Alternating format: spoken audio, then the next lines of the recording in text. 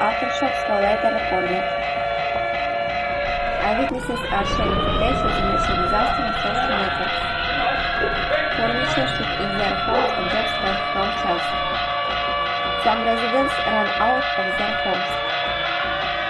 Emergency services have verified that the threat has passed. The tremors were felt within a radius of 7 kilometers. Experts continue to monitor the region for new tremors. The government has reminded about Duck Cavern Hole. Yumuko magtago sa ilalim ng matibay na mesa o anumang kasangkapan na nagbibigay proteksyon na humahawak dito para hindi ka basta-basta mahulugan ng matitigas na bagay. Lumayo din sa mga bintana at mabigat na bagay tulad mga cabinet, estante na maaring mahulog. Manatili sa loob ng bahay hanggat ligtas at huwag magmamadaling lumabas dahil maaring may mga deribes o bumagsak sa daan. Sa mga gusali, puno, poste ng kuryente at iba pang bagay na maaring bumagsak. Pumunta sa isang bukas na lugar kung saan walang panganib ng pabagsak ng anumang mga bagay.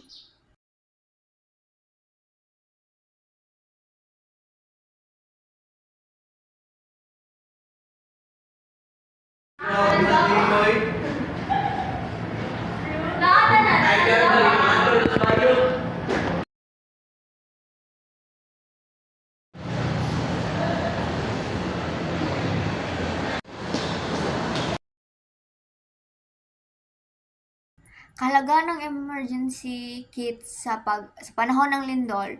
Ang emergency kit ay nabibigay ng madaling access sa mga pangunahing pangangailangan tulad ng tubig, pagkain, first aid supplies, kung mawalan ng kuryente o hindi makalabas para bumili ng mga pangangailangan. Mahalaga ito lalo na kung ma-stuck o ma-isolate sa loob ng bahay matapos ng lindol upang masiguro ang kaligtasan ng buong pamilya.